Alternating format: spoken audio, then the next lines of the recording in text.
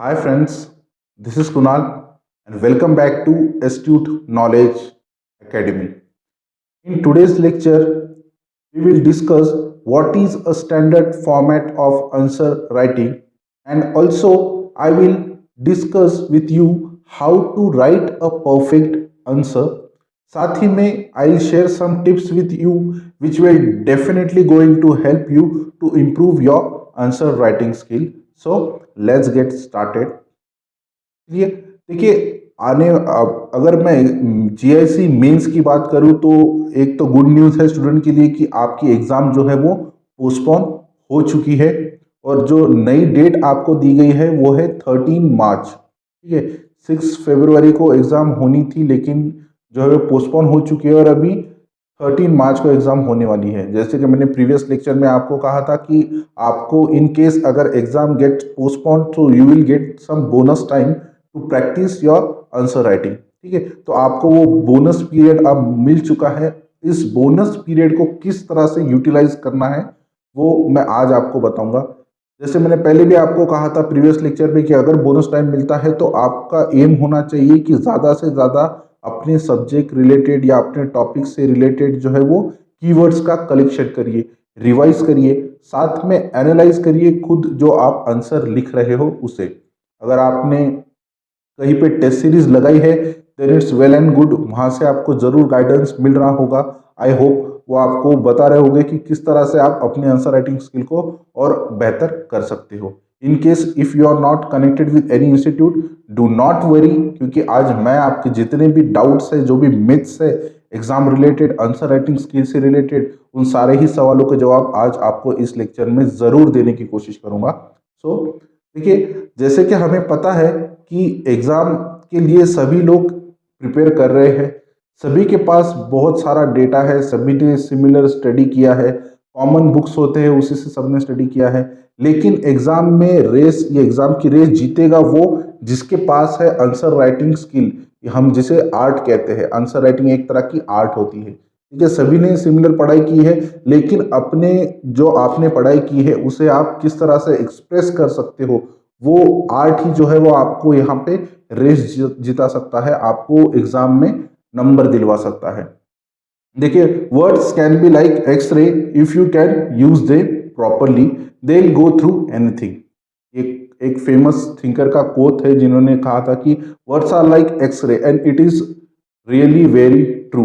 Fact है ये। आप जो वर्ड्स यूज करने वाले हो उसी का इम्पैक्ट होगा एग्जामिनर पे। किस तरह से आप इंट्रोडक्शन लिखते हो, आपका बॉडी कॉन्टेक्स्ट क्या होगा, कंक्लूजन कैसा रहेगा, जो भी क्वेश्चन की डिमांड होती है, अगर आपने एक अच्छी शुरुआत की है, आपके पास एक अच्छा कलेक्शन है कीवर्ड्स का। ठीक है, कीवर्ड्स आर वेरी इंपॉर्टेंट। यहाँ पे मैं जीआईसी मेंस में अगर सिविक्स की बात करूँ, नागरिक शास्त्र की बात करूँ, तो आपको हर एक टॉपिक से रिलेटेड कीवर्ड्स का कलेक्शन आपके पास होना चाहिए। इन केस आपके पास उन कीवर्ड्स का कलेक्शन नहीं है, do not worry, I will provide you. मेरे टेलीग्राम चैनल पे मैं पीडीएफ पोस्ट कर दूंगा। अदरवाइज मैं, अगर आपकी डिमांड हो तो सेपरेट वीडियो भी उसके लिए आपके लिए मैं अपलोड कर दूंगा। चलिए, कुछ क्वेश्चंस हो है स्टूडेंट के मन में जो डाउट्स है। Firstly, you need to understand how to write a perfect answer. ठीक है, आप सभी को आप प्रैक्टिस कर रहे हो आई होप। सो आपको एक स्टैंडर्ड फॉर्मेट है आंसर राइटिंग का पता होगा, introduction, body context and conclusion. लेकिन इन इन तीनों पार्ट्स में अपने आंसर को डिवाइड करते हुए कितना स्किलफुली आप प्रेजेंट करते हो, वो है की आपके सक्सेस का, कि किस तरह से एक आंसर को आप परफेक्ट बना सकते हो। जो क्वेश्चन की डिमांड है, क्या आप उसे पूरी तरह से जस्टिफाई कर रहे हो, वही आपको मार्क्स दिलाने वाला है। और जो आप अभी लिख रहे हो या आप पहले से प्रैक्टिस करते आ रहे हो, तो आपको उसे इवेल्युएट करना बहुत ही ज़रूरी है। इन केस आपने कहीं टेस्ट सीरीज नहीं लगाई है या आप प्रैक्टिस नहीं कर रहे हो तो अभी से स्टार्ट कर दो। हालांकि अभी बहुत कम वक्त बचा है लेकिन देर इज ए चांस आप कवर अप कर सकते हो। ठीक है, बिल्कुल भी कॉन्फिडेंस लूज नहीं करना है आपको। आप रेडी हो एग्जाम के लिए, बस इतना याद रखो, बस answer writing practice, practice and practice, यही है की टू सक्सेस आपका। ठीक है, अगर आप नहीं समझ रहे हो क्वेश्चन आंसर राइटिंग स्किल में आपसे क्या गलती हो रही है, डोंट वरी, आप मुझे आपके आंसर सेंड करिए, मेल कर सकते हो आप, या टेलीग्राम पे भेजिए, या कमेंट में आप लिखकर भी बता सकते हो। मैं पर्सनली आपके आंसर को चेक करूँगा और आपको बताऊँगा कि आपकी गलती कहाँ हो रही है। और एक जो सवाल है स्टूडेंट के मन में कि कुछ ही दिन बचे हैं अभी एग्ज़ाम के लिए, तो लास्ट मोमेंट में आपका स्ट्रैटेजी क्या होना चाहिए, लास्ट फ्यू डेज़ का स्ट्रैटेजी क्या होना चाहिए, ठीक है। तो ये सारी ही चीज़ें हम वन बाय वन डिस्कस करेंगे। सबसे पहले हम बात करेंगे how to write a good answer, introduction, body text, ये जो स्टैंडर्ड फॉर्मेट है उसे किस तरह से आपको लिखना है। तो चलो देखते हैं। एज वी नो, एक स्टैंडर्ड फॉर्मेट है जहाँ पे एक इंट्रोडक्शन होता है, साथ में आपका बॉडी होता है जिसे आप कॉन्टेक्स्ट कहते हो, जहाँ पे आपका एक्चुअल आंसर जो है वो स्टार्ट होता है, वहाँ पे आप जो अपनी स्किल दिखा सकते हो। लास्ट में आपको देना होता है कंक्लूजन, ठीक है। तो कंक्लूजन, इंट्रोडक्शन एंड बॉडी, ये स्टैंडर्ड फॉर्मेट है। और कोई भी आंसर और क्वेश्चन के डिमांड, अगर या तो क्वेश्चन की जिस तरह से डिमांड है उस तरह से आपको आपका आंसर लिखना है। सबसे बड़ी दिक्कत होती है स्टूडेंट को ये समझने में कि सर आंसर स्टार्ट कैसे करें। सबसे बड़ा प्रॉब्लम है कि आंसर स्टार्ट कैसा करें। देखिए, आपका जो स्टार्ट रहेगा, जो इंट्रोडक्शन रहेगा, वही आपका फर्स्ट इम्प्रेशन होता है। वही से जो है वो एग्जामिनर अगर वहाँ पे हैप्पी हो जाता है, अगर उसको लगता है कि आपने स्टार्ट बहुत अच्छा किया है, तो आपका आंसर भी उसे अपीलिंग लगेगा और उसे फील भी होगा कि आप अपने आंसर को जस्टिफाई कर रहे हो। तो एक शुरुआत जो होती है आपकी इंट्रोडक्शन, वो बहुत ही कैची होनी चाहिए, ठीक है। कैची इन द सेंस अट्रैक्टिव होनी चाहिए, ठीक है। जिस तरह से आप अपने आंसर को प्रस्तुत करते हो, शुरुआत करते हो, उसी से जो है वो एग्जामिनर इवेल्युएट कर लेगा कि आप आगे क्या लिखने वाले हो, ठीक है। अब यहाँ पे आप किस तरह से अपने आंसर को या अपने इंट्रोडक्शन को स्टार्ट किस तरह से कर सकते हो। देखिए, डिपेंड ऑन क्वेश्चन।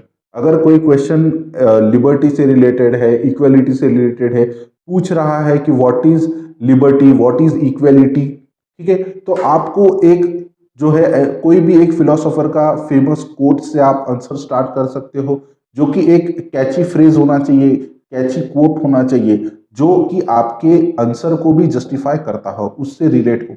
ऐसा नहीं है कि क्वेश्चन पूछा जा रहा है इक्वलिटी के ऊपर और आप लिबर्टी का एक बहुत ही फेमस कोट लिख रहे हो, कार्ल मार्क्स का या जॉन लॉक का या जीन जैक्विस रूसो का, तो ये नहीं हो सकता। वहीं पे आपका इंप्रेशन हो जाएगा डाउन और आपके मार्क्स वहीं से कम होना शुरू हो जाएगा। तो इंट्रोडक्शन इज द की। शुरुआत में आप किस तरह से इंप्रेस कर सकते हो, ठीक है, कि किस और क्या किस मतलब कौन से कीवर्ड्स होते हैं, कौन से फ्रेजेस है जो कि आपको याद रखने चाहिए। मैं यहाँ पे नागरिक शास्त्र, सिविक्स, पॉलिटिकल साइंस की बात कर रहा हूँ। मैं आपको कीवर्ड्स दूंगा, कुछ फेमस कोड्स दूंगा, किस तरह से आंसर में या इंट्रोडक्शन में आप उसे ऐड कर सकते हो, वो मैं आपको एक पीडीएफ के द्वारा शेयर जरूर कर दूंगा। नेक्स्ट पार्ट आता है आपका बॉडी, ठीक है।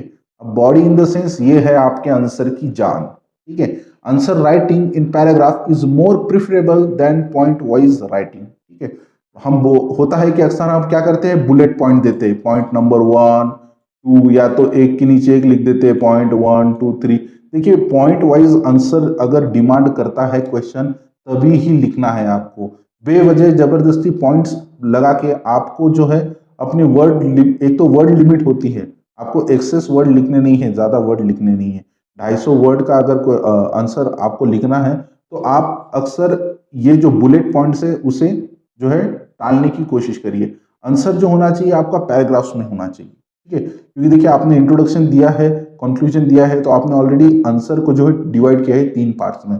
उसमें भी अगर आप बॉडी के पार्ट में अपने कॉन्टेक्स्ट को अगर बुलेट पॉइंट में करोगे, तो आपका स्पेस भी बहुत चला जाएगा आंसर में, साथ ही में एक एक पॉइंट लिखने में आपको दिक्कत भी होगी, वक्त पे याद भी होने चाहिए पॉइंट, ठीक है। तो सबसे पहली बात तो आप जो है कोशिश करिए ज्यादातर तो कि पैराग्राफ में लिखा जाए। अब एक सवाल होता है कि सर 250 वर्ड के पैराग्राफ में या 250 वर्ड्स के आंसर में कितने पैराग्राफ होने चाहिए, ठीक है। देखिए, ये चीज डिपेंड करती है आपके राइटिंग स्किल्स के ऊपर, आपका जो राइटिंग फॉन्ट होता है उसके ऊपर। हालांकि अगर हम 250 वर्ड के आंसर की बात करें, तो एटलीस्ट 3 to 4 पैराग्राफ तो आपके होने चाहिए, ठीक है। या तो आप यहाँ पे 2 to 3 पैराग्राफ भी कर सकते हो। 2 पैराग्राफ बहुत ही कम हो जाएंगे, आप जस्टिफाई नहीं कर पाओगे। तो कोशिश करिएगा मिनिमम 3 पैराग्राफ आप अपने बॉडी में लिखिए। अब यहाँ पे आप किस तरह से लिख सकते हो, अगर क्वेश्चन पूछा जाता है क्रिटिकली इवेल्युएट, या क्रिटिसिज्म के ऊपर पूछा जाता है, या तो आपको कंपेयर करना है, अगर दो टर्म दिए जाते हैं, आपको लिबर्टी और इक्वलिटी का रिलेशन बताना है, तो आपको पहले लिबर्टी को डिफाइन करना होगा, साथ ही में उसके बाद फिर आपको जो है इक्वलिटी को डिफाइन करना और उन दोनों के बीच का रिलेशन बताना पड़ेगा। अब आपको यहाँ पे एक ये चीज भी लिखनी है कि वो दोनों एक दूसरे के लिए कितने कॉम्प्लीमेंट्री है, और क्या वो दोनों एक दूसरे के अलावा भी इंडिविजुअली उनका एक इंडिपेंडेंट जो है वो वर्क कर सकते हैं। तो आपको इस तरह से अपनी बॉडी में मिनिमम 3 पैराग्राफ आपको लगाने ही होंगे। देखिए, स्टूडेंट जो है वो आंसर को ज़्यादा कैची अट्रैक्टिव करने के लिए ग्राफ्स बनाते हैं, अलग अलग तरह की ड्राइंग्स बनाते हैं।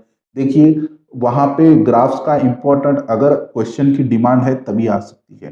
फॉर एग्जाम्पल, अगर मैं आपको एक सवाल बोल दूं कि देखिए, अगर मैंने पूछ लिया आपको कि हाउ डेमोक्रेसी के ऊपर, टाइप्स ऑफ डेमोक्रेसी से रिलेटेड अगर कोई क्वेश्चन आता है, तो आप एक डेमोक्रेसी का ऐसा सर्कल बनाइए, उसमें डेमोक्रेसी लिख के इस तरह से उसके टाइप्स को मेंशन करिए। लेकिन फिर भी आपको जो है वो हर एक डेमोक्रेसी के टाइप को डिटेल में नीचे एक्सप्लेन करना ही होगा। एटलीस्ट 1 और 2 लाइन्स में आपको एक्सप्लेन जरूर करना पड़ेगा। हाँ, लेकिन हाँ, यहाँ पे अगर क्वेश्चन की डिमांड होती है कि आपको कोई डायग्राम या ग्राफ बनाना हो तभी बनाइएगा, otherwise do not waste your time. ज़्यादा क्रिएटिविटी वहाँ पे यूज़ नहीं करनी है, ठीक है।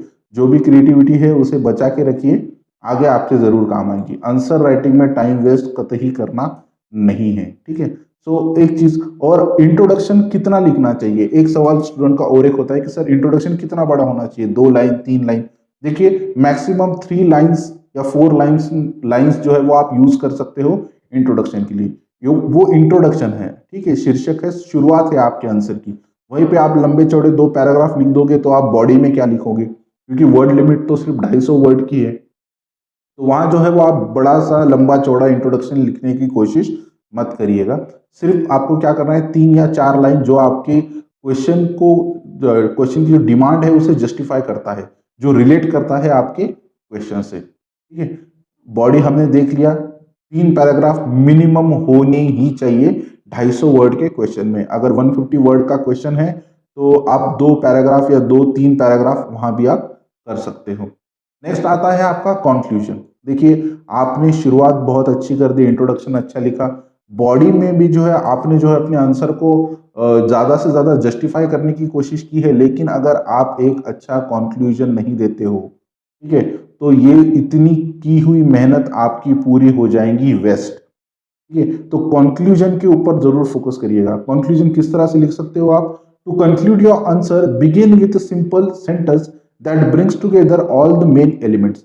जो भी आपने बॉडी में लिखा है, ठीक है, आप कंक्लूजन को एक तरह से बोल दीजिए, आपको समराइज करना है, समरी देनी है। जो भी आपने ऊपर लिखा है, जो भी आपने ऊपर लिखा है उसे जस्टिफाई कर दीजिए कि हाँ भाई, ये जो पॉइंट है जो मैंने अभी मेंशन किया ये बहुत ही नेसेसरी है, ठीक है। जो क्वेश्चन की डिमांड होती है लिबर्टी और इक्वलिटी के रिलेशन के ऊपर मैं अगर बात करूं, फिर से अगर क्वेश्चन पूछा जाता है कि उन दोनों के रिलेशन के बारे में बताइए, तो आपने इंट्रो कर दिया, बॉडी कर दिया, अब कंक्लूजन। अब आप कंक्लूजन को अच्छा किस तरह से बना सकते हो, आपको अपने जो बॉडी में आपने जो मेंशन किए हैं पैराग्राफ्स, ठीक है, वहीं से आपको जो कीवर्ड्स है उन्हें लेना पड़ेगा, जहां पे आप बोलते हो कि ये दोनों एक दूसरे को बहुत ज्यादा कॉम्प्लीमेंट्री करते हैं, लेकिन कुछ पॉइंट है जहां पे इन दोनों का जो है वो इंडिविजुअल एग्जिस्टेंस होता है, इंडिपेंडेंट होते हैं। इन दोनों चीजों को भी आपको कंक्लूजन में रखना बहुत जरूरी होता है। अगेन, कंक्लूजन कितना बड़ा होना चाहिए, 3 लाइन 4 लाइन 5 लाइन। देखिए, जैसे इंट्रोडक्शन छोटा होता है, बॉडी ही जो है आपके आंसर की जान होती है। जो आपकी बॉडी होती है, कॉन्टेक्स्ट होता है, वही आपके आंसर की जान है। यहीं पे आप अपना सारा कंटेंट लिखते हो। तो आपको कंक्लूजन भी बड़ा लंबा चौड़ा लिखना नहीं है, छोटा सा 3-4 लाइन्स के बीच में आप यहाँ पे अपने आंसर को कंक्लूड कर सकते हो, ठीक है। देखिए, अगर आपको यहाँ भी समझ नहीं आ रहा है तो मैं आपको एक पेपर ही दिखा देता हूँ किस तरह से आपको लिखना चाहिए, जो अगर आपको अभी कोई डाउट है तो आने वाले स्लाइड में आपके सारे डाउट जो है वो क्लियर हो जाएंगे। देखिए, यहाँ पे मैंने एग्जाम्पल के तौर पे 2 आंसर दिए हैं। देखिए, जो बहुत सारे स्टूडेंट जो है वो हिंदी मीडियम में भी प्रिपरेशन कर रहे हैं, तो उनको भी पता होना चाहिए, इसलिए मैंने यहाँ पे देख, आप एडजस्ट कर लीजिए, जिसको इंग्लिश चाहिए वो इंग्लिश में देख सकता है, हिंदी वाले कैन प्रिफर टू हिंदी, ठीक है। सो यहाँ पे हम बात कर रहे हैं, देखिए, 250 वर्ड्स के आंसर की, 250 वर्ड का जो आंसर होता है किस तरह से आपको लिखना चाहिए। क्वेश्चन देखते हैं, how is liberty is a precondition for equality, explain relationship between equality and liberty.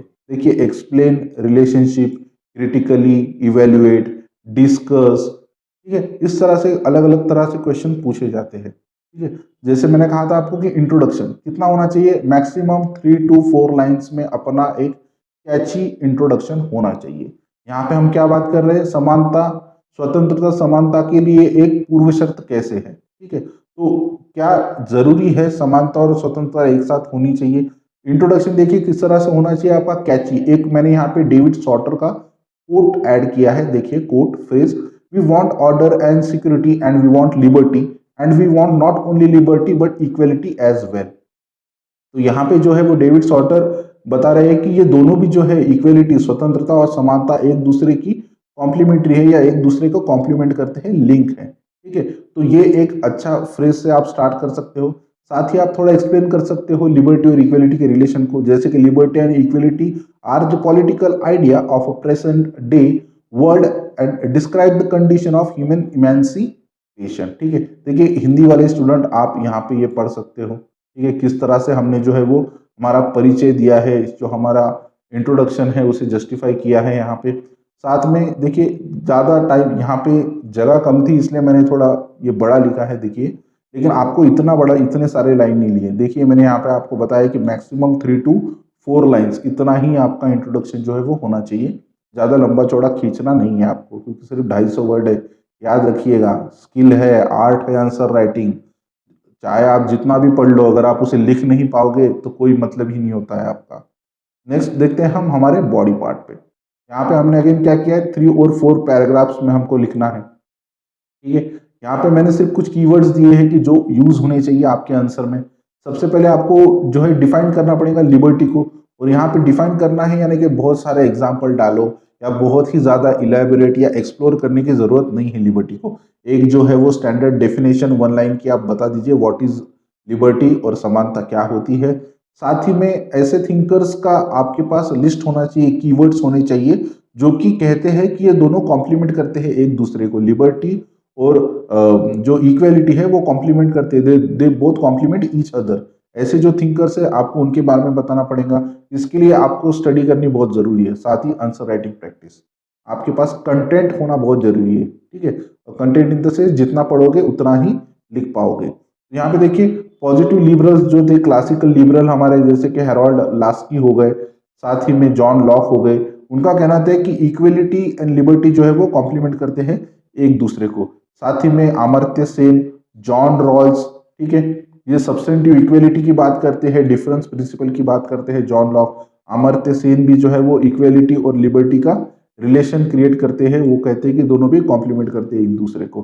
साथ ही में हमें कीवर्ड्स जो इन दोनों भी कंसेप्ट से रिलेटेड है उनका यूज करना पड़ेगा। देखिए कीवर्ड्स कलेक्शन होना बहुत जरूरी होता है, क्योंकि जो एग्जामिनर है वो खुद एक सिविक्स में उनका वो खुद एक ज्ञानी पंडित होंगे, तो उनको पता है कि इस आंसर की, इस क्वेश्चन की डिमांड क्या होती है, कौन से कीवर्ड्स होने चाहिए आंसर में। अगर आप वो कीवर्ड मेंशन करते हो, ट्रस्ट मी, वो आपको मार्क्स देने में बिल्कुल ही कंजूसी नहीं करेंगे, भर के मार्क्स मिलेंगे आपको। ठीक है, साथ ही में हमको एक क्रिटिकल एनालिसिस, एक क्रिटिक भी अगर आप मेंशन कर सकते हो, क्वेश्चन की डिमांड पे डिपेंड करता है। क्रिटिकल एनालिसिस अगर दिया होता है या क्रिटिसिज्म पूछा जाता है, तो देखिए मार्क्स ने अपोज किया था रिलेशन को।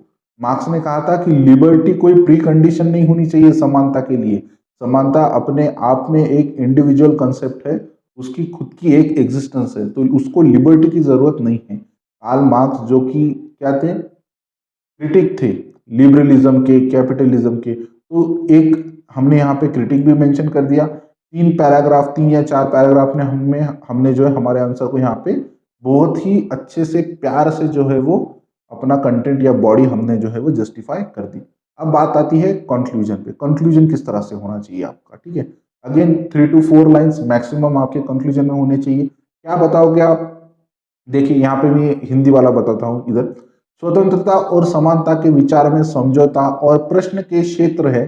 बहरहाल यह बहुत ही अच्छी तरह से व्यापक रूप से कहा जा सकता है कि वैध राजनीतिक दायरे में समझौता संभव है। ठीक है, देखिए क्या कर रहे हो आप, यहाँ पे आपने रिलेशन भी बता दिया, जो भी आपने बॉडी में लिखा है उसे आप अपने कंक्लूजन में कंक्लूड कर रहे हो, प्रॉपरली जस्टिफाई कर रहे हो। फिर भी सामाजिक आर्थिक सर्कल में संबंध काफी हद तक अधिक उलझे हुए हैं और परस्पर विरोध समझ के लिए सुसज्जित है ना। Even though they both complements each other, but अगर हम बात करें कि सोशियो इकोनॉमिक सर्कल की, ठीक है, तो वहां पे इन दोनों का जो है वो डिफरेंस क्लियरली दिखाई देता है।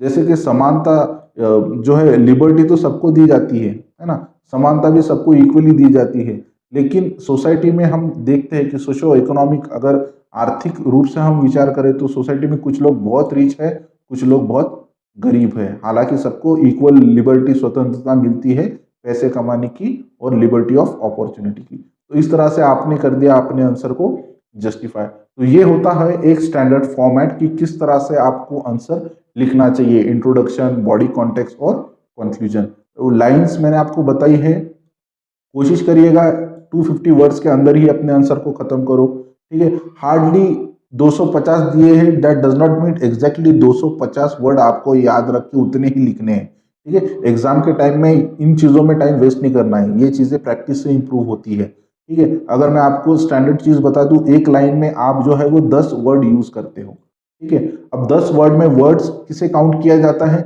देखिए यहाँ पे ये एक पूरा सेंटेंस है, यहाँ पे 1 2 3 4 5 6 7 8 9 10 11, टोटल कितने वर्ड किए हैं? एक लाइन में 11 वर्ड यूज किए हैं। यूजुअली स्टूडेंट जो है वो 8 to 10 वर्ड्स लिखते हैं एक लाइन में। तो अगर उसका हम कैलकुलेशन करें तो अराउंड 2.5 पेज, 2.5 पेज में आपका जो है वो 250 वर्ड का आंसर कंप्लीट हो जाना चाहिए, यानी कि 25 लाइन, ठीक है। अगर लाइंस की बात करें तो 25 लाइन, और अगर पेज की बात करें तो 2.5 पेज में आपका आंसर खत्म होना चाहिए।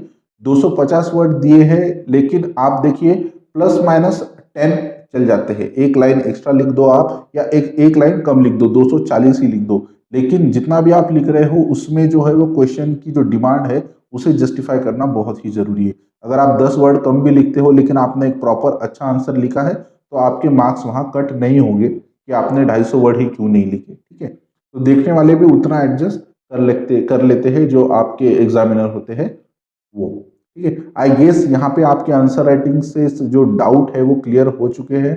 अब देखते हैं कुछ लास्ट डे या लास्ट फ्यू डेज के लिए क्या स्ट्रेटेजी होनी चाहिए आपकी। देखिए लास्ट फ्यू डेज में क्या करना है आपको, पहले तो प्रैक्टिस प्रैक्टिस और बहुत ज़्यादा प्रैक्टिस आपको करनी है। साथ ही आपको क्या करना है, कीवर्ड्स कीवर्ड्स का कलेक्शन करना है। बोनस टाइम मिला है आपको, बोनस टाइम को टाइम पास मजे टिकटॉक में मत वेस्ट करिएगा, बोनस टाइम यूज करिए वर्ड कलेक्शन में। अपने एग्जाम से या अपने टॉपिक से रिलेटेड कौन से कीवर्ड होते हैं अपने सब्जेक्ट से रिलेटेड, उनका कलेक्शन करके रखिए, ठीक है। आपको पता होने चाहिए कीवर्ड क्या होते हैं। फॉर एग्जांपल मैं आपको बताता हूँ कीवर्ड्स। अगर हम बात करें मार्क्सिज्म की, ठीक है, मार्क्सिज्म की बात करते हैं। अगर कार्ल मार्क्स से रिलेटेड अगर आपको कोई क्वेश्चन पूछा जाता है कार्ल मार्क्स से रिलेटेड, तो आपके पास कौन से कीवर्ड होने चाहिए? कार्ल मार्क्स का कम्युनिज्म, सोशलिज्म क्या होता है, साथ में आपको पता होना चाहिए किस चीज के बारे में बात करते हैं वो। डायलेक्टिक मटेरियलिज्म की बात करते हैं, कमोडिटीज की बात करते हैं, कैपिटलिज्म के अगेंस्ट बात करते हैं, लेबर, बर्गोसिस, प्रोलेटेरिएट उनके बारे में बात करते हैं, सरप्लस वैल्यू की बात करते हैं वो, ठीक है। और अगर लिबरलिज्म के बारे में अगर पूछा जाता है तो लिबरलिज्म क्या है? लिबर्टी, स्वतंत्रता। किस चीज की बात करते हैं? Right to life, right to property, right to liberty की बात करते हैं, अलग अलग तरह के अधिकारों की बात करते हैं, लेजिस फेयर की बात करते हैं, फ्री मार्केट इकोनॉमी की बात करते हैं वो। तो ये कुछ कीवर्ड्स होते हैं पॉलिटिकल कंसेप्ट के जो कि आपको पता होना चाहिए। और अगर जहाँ पे थिंकर की बात आती है, ठीक है, थिंकर्स यानी कि अगर गांधी जी से रिलेटेड कोई क्वेश्चन पूछा जाता है गांधीज्म से रिलेटेड, तो आपको पता होना चाहिए उनके जो है अहिंसा, स्वराज, सेल्फ रूल, है ना। साथ में गांधीयन इकोनॉमिक्स एंड उनकी जो नैतिकता के उन्होंने जो प्रिंसिपल दिए थे वो आपको पता होना चाहिए।